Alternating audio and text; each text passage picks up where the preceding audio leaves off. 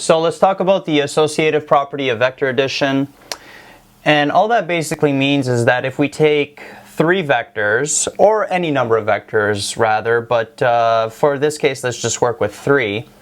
So if you take three vectors, x, y, and z, and then you take a pair of the vectors, let's say x plus y, add them together, find the resultant, and then on top of that resultant vector you add another vector, that final result, or that ultimate resultant, would be the same as if you first added any other two pairs of vectors and then on top of that added the third remaining vector.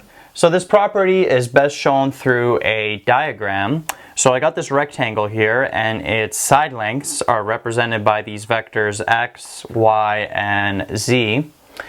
So what I'm going to do is I'm going to draw out both of these specific cases on both sides of the equal sign separately, and we'll see if we get the same resultant vector.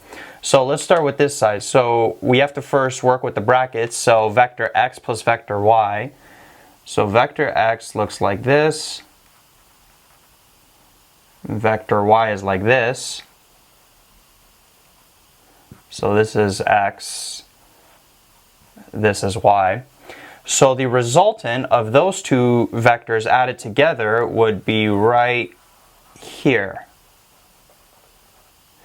So this would be vector x plus y. So now what do we have to do? We have to take our resultant vector x plus y, and then on top of that we have to add vector z. Now vector z is just a vector that's going straight up. So x plus y plus z, z would just go straight up.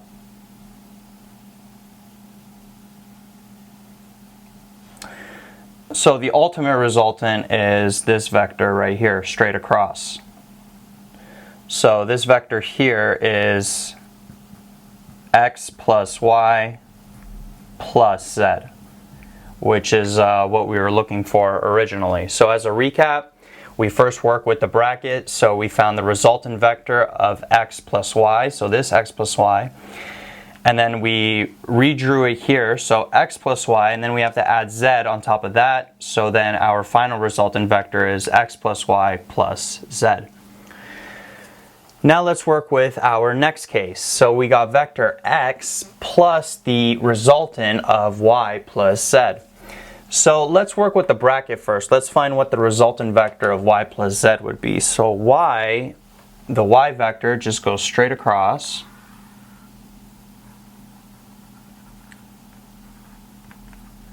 And then the z vector just goes straight up.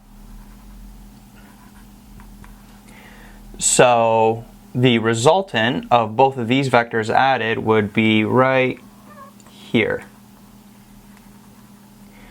So this vector would be y plus z. That would be the resultant vector of y plus z. And now what we have to do is we have to take our vector x, and on top of that vector we have to add our resultant that we got here. So vector x just goes straight down.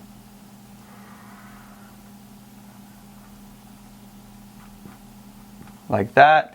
And then y plus z goes at an angle up. This might not be necessarily to scale, so this y plus z should be the same as this one, but you get what I'm getting at.